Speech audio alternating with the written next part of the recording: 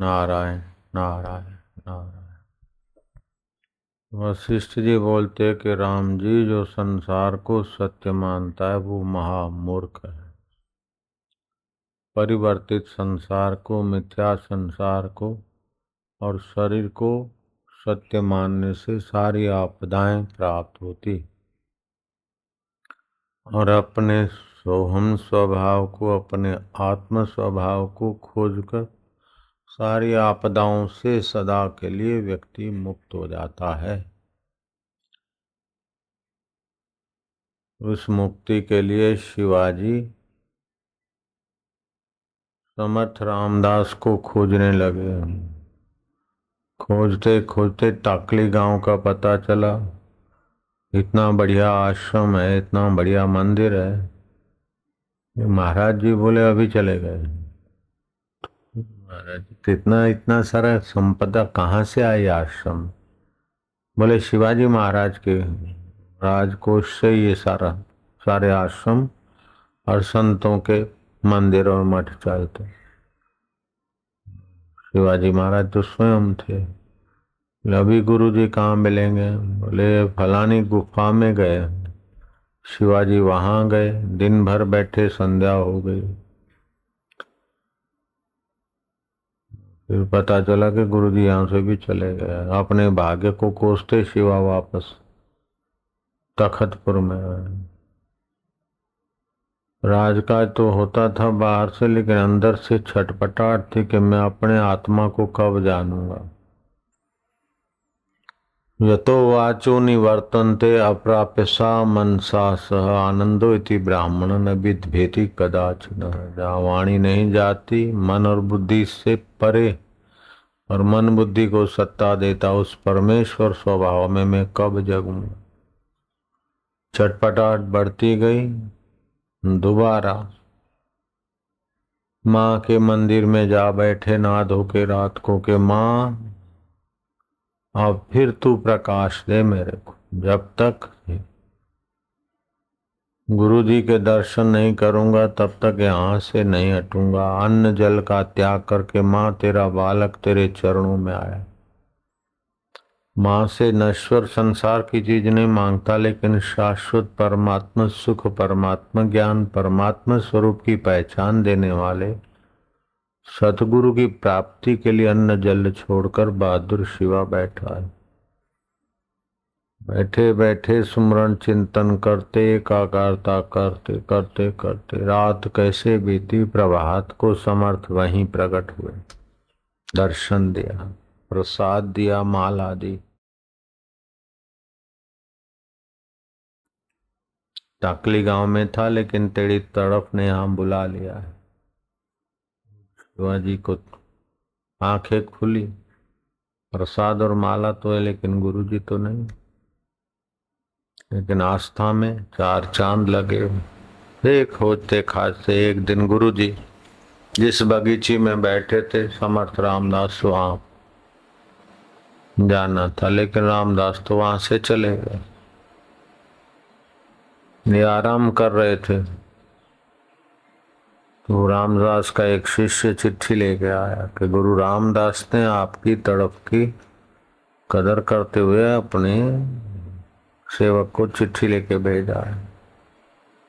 सेवक का बड़ा सत्कार करता है शिवा। रामदास की चिट्ठी सर आंख को लगाता है। चिट्ठी में लिखा है, तुम यशस्वी हो, बहादुर हो, हिंदू संस्कृति में प्राण फूंकने वाले योद्धा हो, धर्मात्मा हो, लेकिन तुम्हारे राज्य में हम रहते हैं और तुमने जरा भी खबर नहीं ली है। बड़े शर्म की बात है। शिवा चौकन्ना हुआ कि और उत्तर में लिखा कि गुरु जी ये बड़ा अपराध है, इसको तो आप ही क्षमा कर सकते, मैं क्षमा के योग्य नहीं भी हूँ, फिर भी आपकी उदारता। बड़ी नम्र भाषा में गुरु को लौटता हुआ पत्र लिखा। गुरु के हृदय में सत्संकल्प हुआ और शिवाजी को तड़पने के बाद सतगुरु की प्राप्ति हुई। तो वास्तविक जीवन क्या है गुरु जी? इसको जो जीवन बोलते हैं तो महापुरुष बोलते हैं, ये तो मिथ्या शरीर है। तो वास्तविक जीवन क्या है? पदार्थों में परिवर्तन, इंद्रियों में शक्तिहीनता समय आता है तो जब नाड़ी तंत्र काम विकार भोग कर अथवा परिश्रम करके अथवा अनुचित अधिक खुराक खाकर नाड़ी तंत्र किसी का जल्दी कमजोर हो जाता है तो उसकी असर आंखों पे पहले आती। नेत्र के रोग तभी शुरू होते हैं जब शरीर का बुढ़ापा अथवा नाड़ी तंत्र की कमजोरी शुरू होती। ये वैद्यों का, डॉक्टरों का कहना। नाड़ी दौर्बल्य से बहुत सारी बीमारियां आती है और नाड़ी दौर्बल्य का बड़े में बड़ा मार्ग है काम विकार, अनियंत्रित काम। व्यास भगवान ने लिखा कि अष्टमी को, पूर्णिमा को, एकादशी को, षष्ठी को और जन्म दिवस को आदि दिनों में संसार व्यवहार करने से विशेष नाड़ी दौर्बल्य होता है और संतान हीन मति की आती, जिससे कांसे में, पित्तल में, चांदी में, स्वर्ण के बर्तन में भोजन करने से भोजन के दोष और पित्त दोष आदि नष्ट होते हैं, लेकिन लोहे के बर्तन में भोजन करने से शास्त्र कहते हैं कि बुद्धि नाश होती। अब बुद्धि नाश हुई और फ्राइड का मनोविज्ञान काम विकार को छूट छाट देता है तो विदेश में देखो तो वो बेचारे चल नहीं सकते, नींद ठीक से नहीं आती। 63% लोग अनिद्रा के शिकार हैं अमेरिका में। बाहर की तो अक्ल है लेकिन शाश्वत जीवन के सत्संग देने वाले संतों की प्रसादी नहीं। जो उस प्रसाद को दे, प्रसादे सर्व दुखा नाम हानि रस्योपजाय, तो उस आत्म प्रसाद के तरफ ले लो।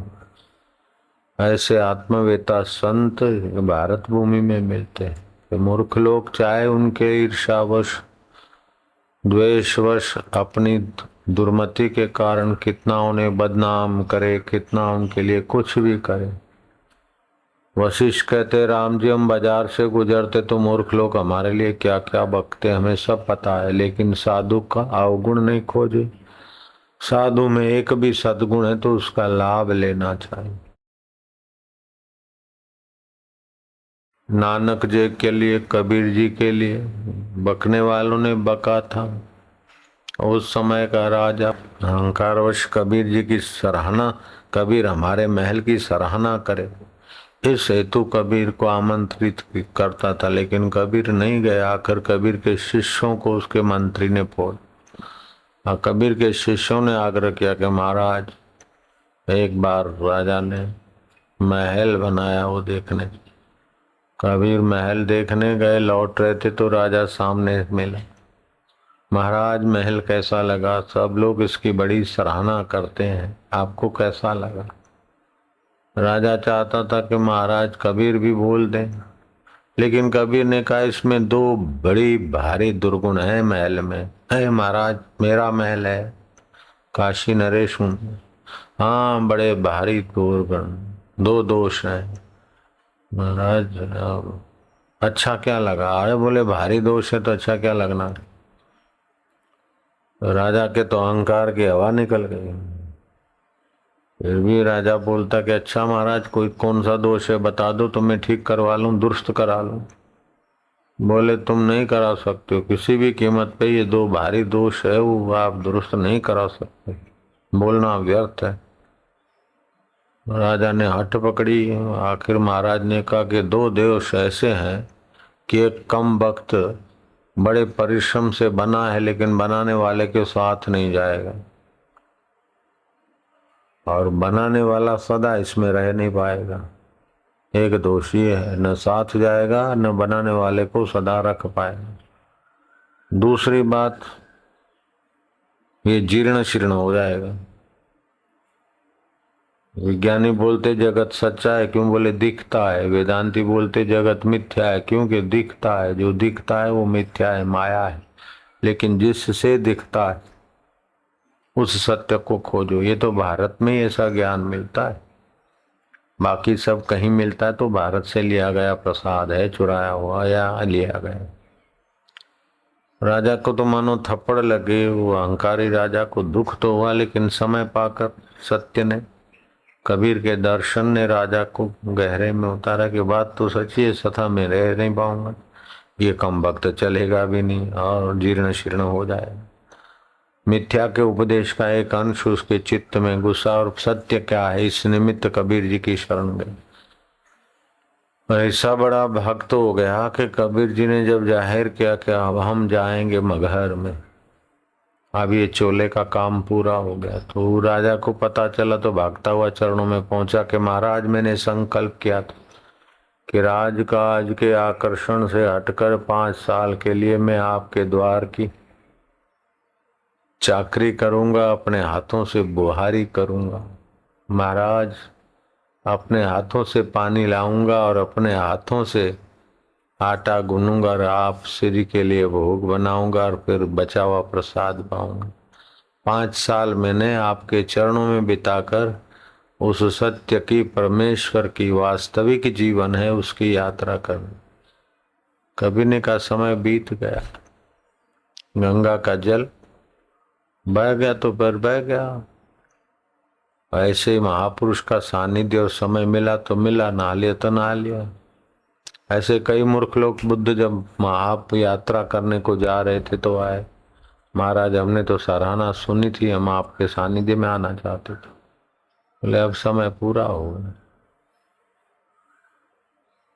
वास्तविक जीवन जानने के बिना ही वो रह गया, लेकिन इस महाराष्ट्र के शिवा ने तो गुरु की शरण ऐसी पकड़ी कि वास्तविक जीवन क्या है।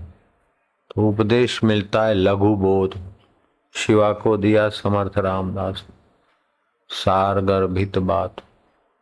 वास्तविक जीवन इंद्रियों से नहीं दिखता है, मन की कल्पना के परे है, जागतिक जीवन से अलग है वास्तविक जीवन। आप जो हैं वो आंखों से नहीं दिख रहे हो, दिख रहा है आंखों से तुम्हारा शरीर। आप जो है मन से नहीं दिख सकते, मन से दिखता है इंद्रियों का दृश्य और स्वर्ग नरक का काल्पनिक दृश्य अथवा स्वर्ग नरक की कल्पना आदि। मति से भी नहीं दिखता, लेकिन जिससे सारा कुछ दिखता है वह वास्तविक जीवन है। और तुम वो हो शिवा, तो अपने को खोज, मैं कौन हूं। शिवा पर गुरु के उपदेश का रंग लगा और शिवा धीरे धीरे सत्संग सुनता जाए, अंतर्मुख होता जाए, चित्त की विश्रांति मिलती जाए। विश्रांति प्रसाद की जननी है। और श्री कृष्ण कहते प्रसाद से सारे दुखों का अंत होता। आखिर वो बहादुर ने परमात्मा का साक्षात्कार किया, अहम ब्रह्मास्मि का अनुभव किया। गला डूब व्यवहार में रहने वाले शिवा ने, शत्रुओं के बीच जीने वाले शिवा ने, यवनों के जुल्मों के षड्यंत्रों के बीच जीने वाले शिवा ने परमात्मा साक्षात्कार किया।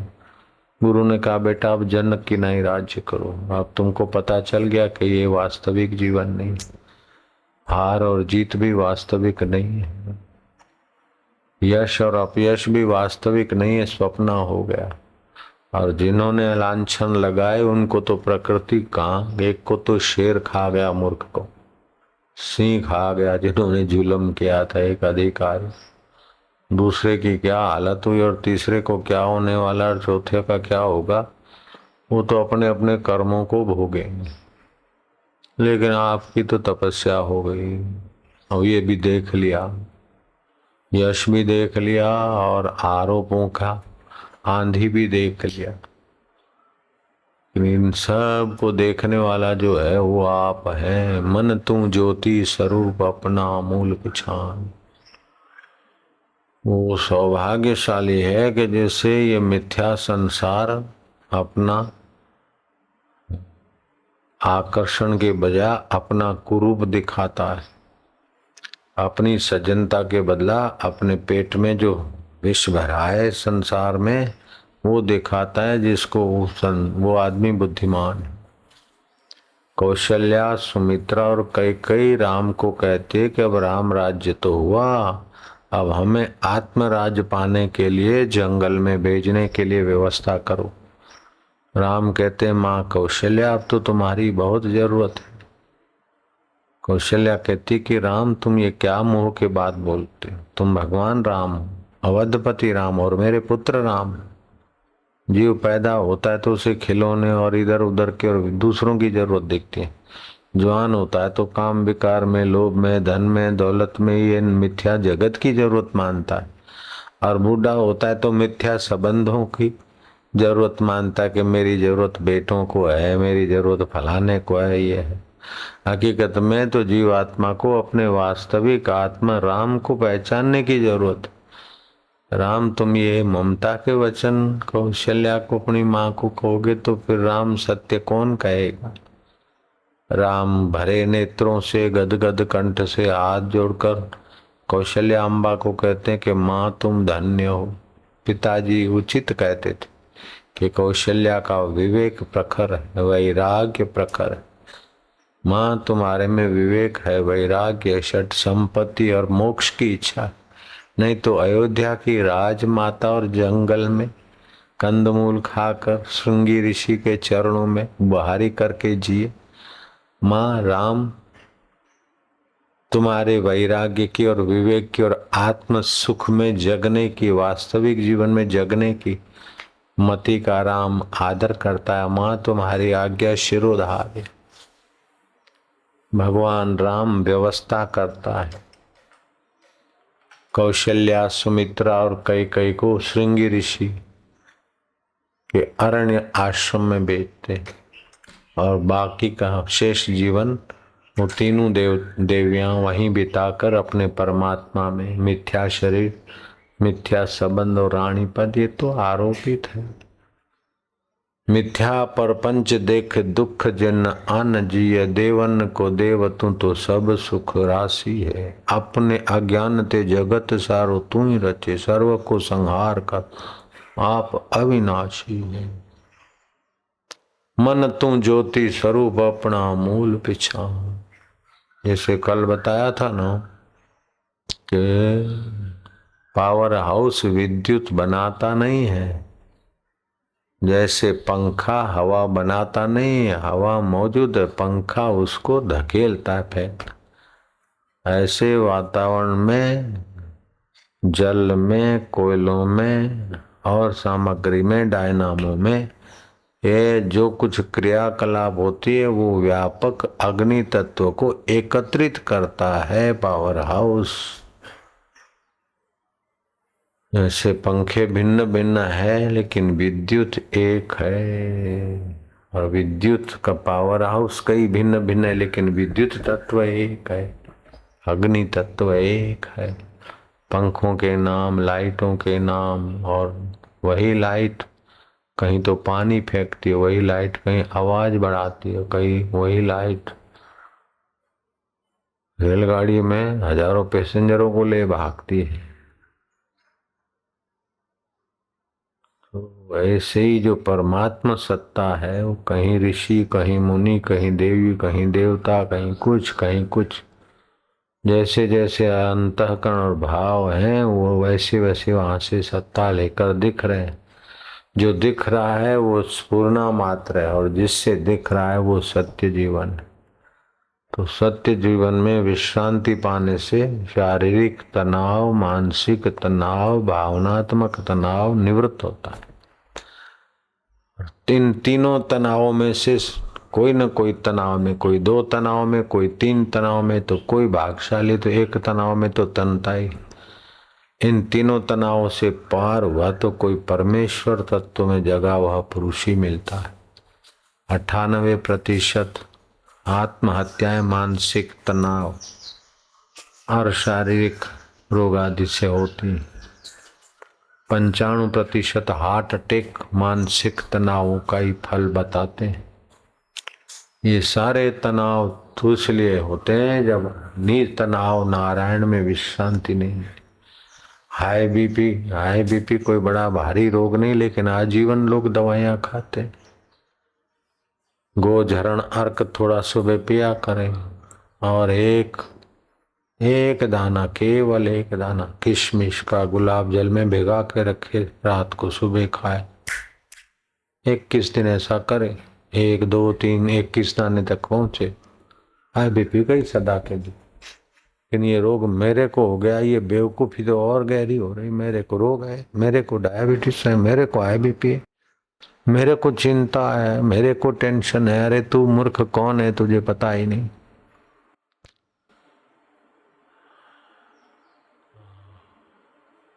मेरा फलाना दुश्मन है, मेरा फलाना मित्र है, तो अपने को तो जानते नहीं।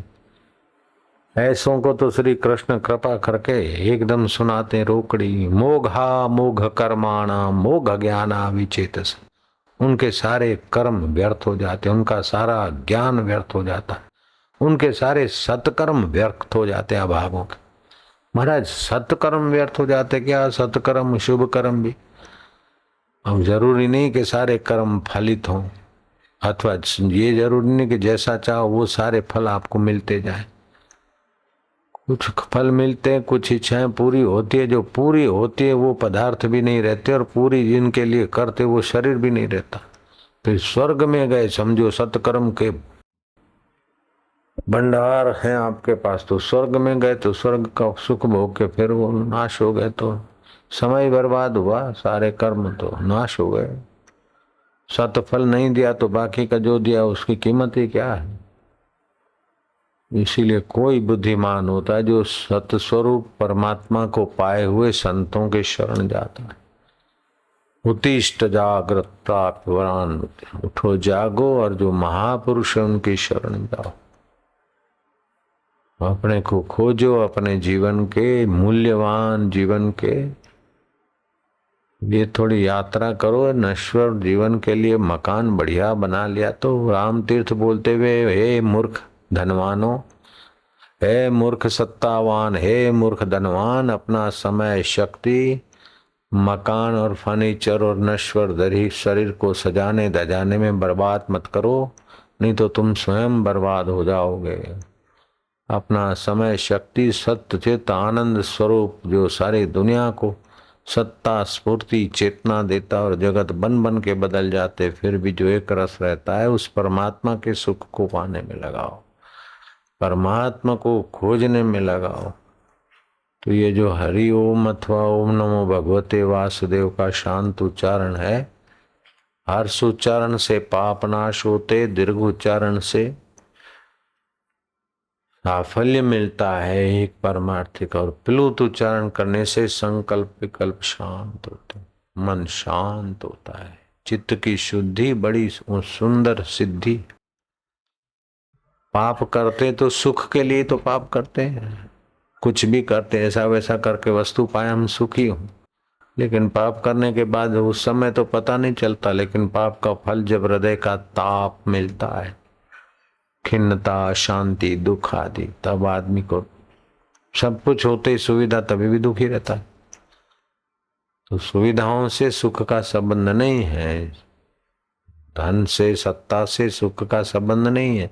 धन और सत्ता से सुविधाएं मिलेगी, लेकिन पुण्य से तुम्हारा हृदय की शीतलता मिलेगी, हृदय की विश्रांति मिलेगी। पाप से ताप मिलता है और हरि नाम और पुण्य से हृदय की शीतलता मिलती। हृदय का शीतल होना बड़े पुण्यों का फल है, और हृदय का शीतल होना सत्संग के द्वारा सहज हो जाता है। तीर्थ नाए एक फल, संत मिले फल चार, सतगुरु मिले अनंत फल। जो सत्य में जगे टिके ऐसे महापुरुष मिलते तो अनंत फल, अविनाशी फल। बाकी तो सब मोघा मोघ कर्माणा मोघ ज्ञाना विचित, उनके सारे कर्म व्यर्थ हो जाते, सारा ज्ञान व्यर्थ हो जाता, सारी समझ व्यर्थ हो जाती। 2 रोटी कमाने की, 2 रोटी वाल से बड़े शरीर की सुविधा में सारा उनका ज्ञान ध्यान सारी समझ सारा साइंस वहीं खत्म हो जाती। वे लोग बड़भागी हैं कि जिनको संतों का सानिध्य मिलता है। धन्या माता पिता धन्यो गोत्रम धन्यम कुलोद्भव, धन्या च वसुधा देवी यत्र स्यात् गुरु भक्ततः। इनके हृदय में आत्मरामी गुरुओं की भक्ति है, उनका माता पिता कुल गोत्र धन्य है। वो हे पार्वती वसुंधरा भी अपने को धन्य मानती।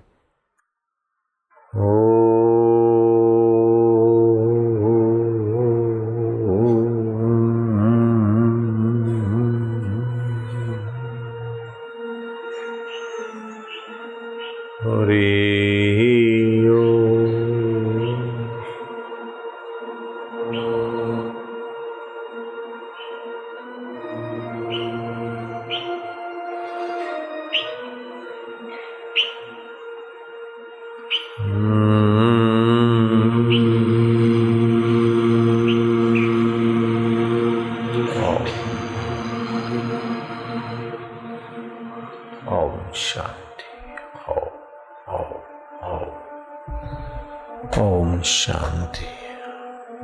ओम शांति।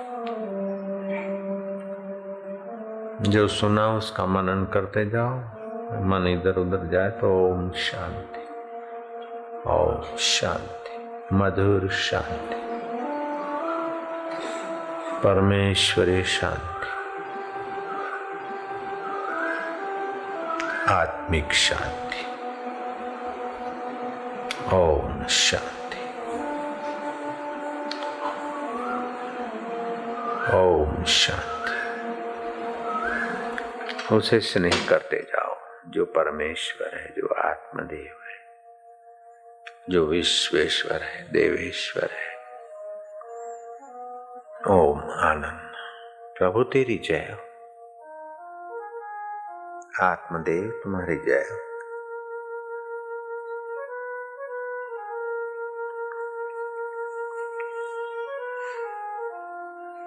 ओम आनंद।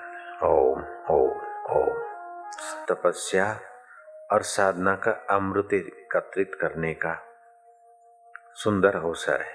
व्यास जी कहते हैं, जो जप तप मौन व्रत और प्रभु प्रीति का प्रसाद पाकर अपने हृदय को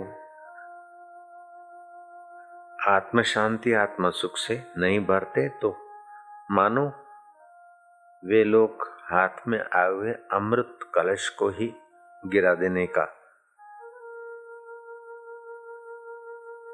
बड़ी गलती करते हैं। ओम आनंद, ओम शांति, ओम माधुर्य। प्रभु तेरी जय हो, मधुर शांति, आत्म शांति, परमेश्वरी शांति। ओम शांति।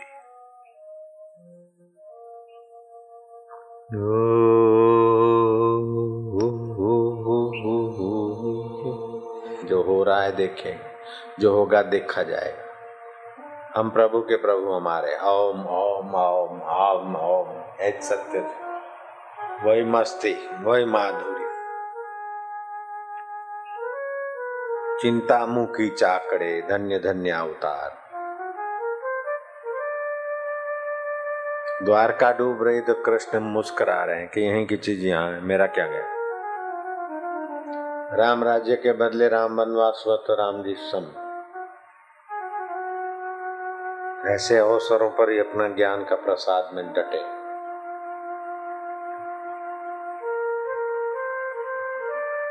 वस्तुएं पैसा नश्वर है और हम अशाश्वत। हमारा उनका सदा संबंध हो ही नहीं सकता। ओम आनंद। हरि ओम, हरि ओम। आनंद।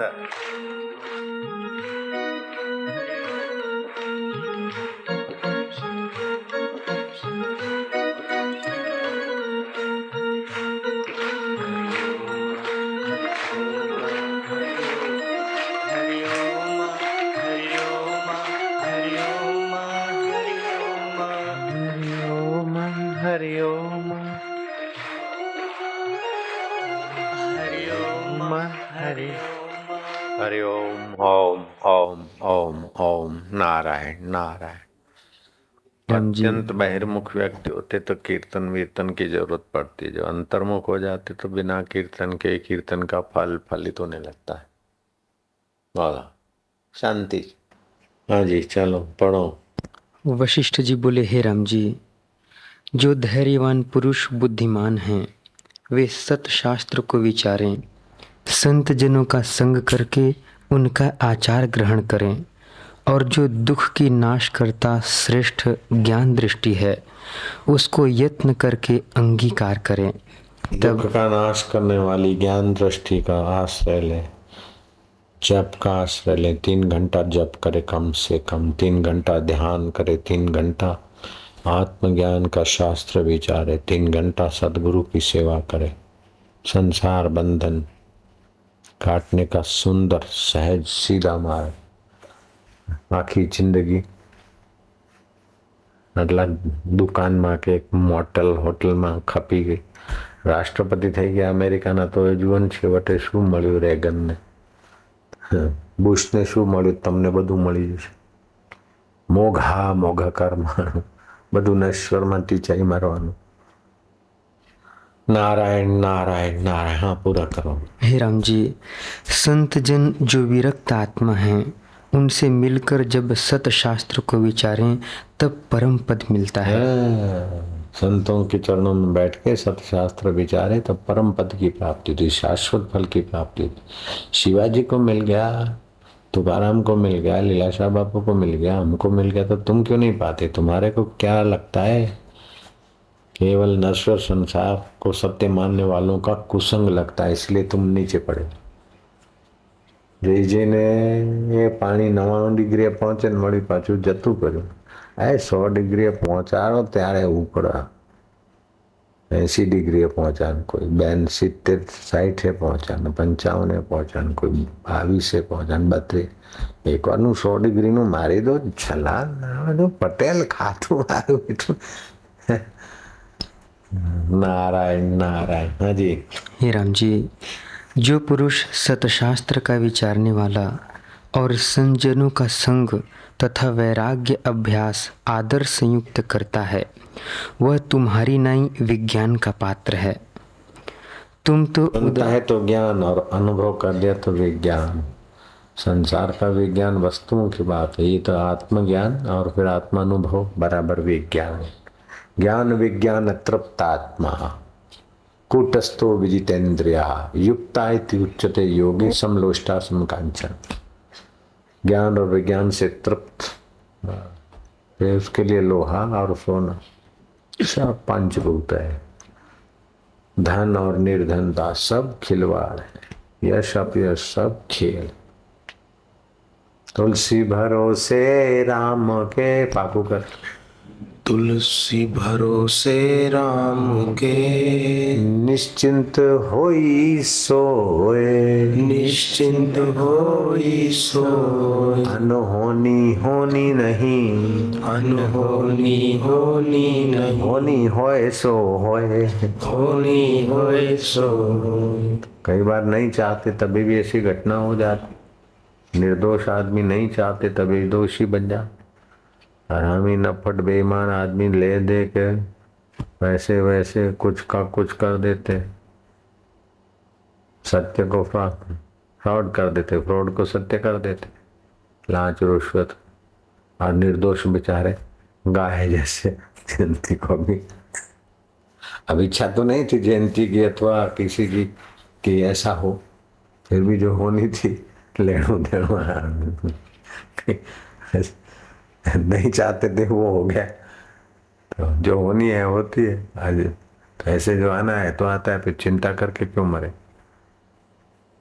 अनहोनी होनी नहीं, नहीं थवा वाळू नहीं थशे, अन थवा वाळू कोई रोगी ना શકે।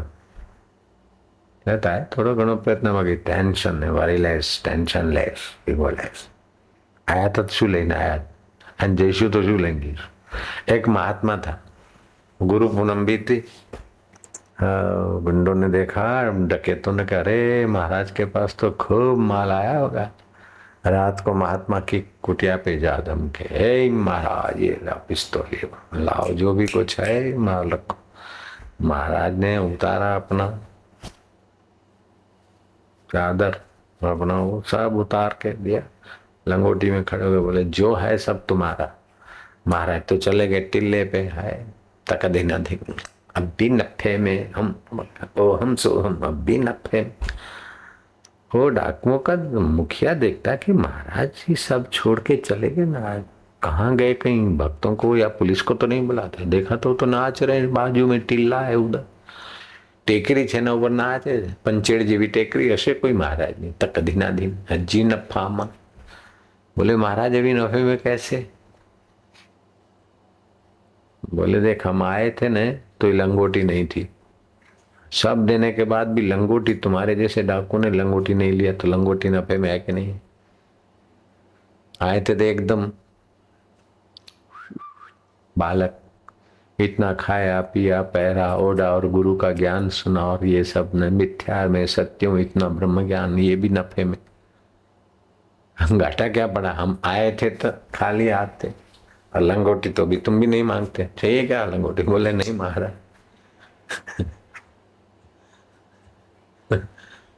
कितना सत्य है जीवन का। संसार स्वप्न है, परमेश्वर अपना है, अपने साथ है, फिर भी आज तक उसकी मुलाकात नहीं, और संसार के छोटे छोटे दुख सुख में हम पच के मर रहे हैं।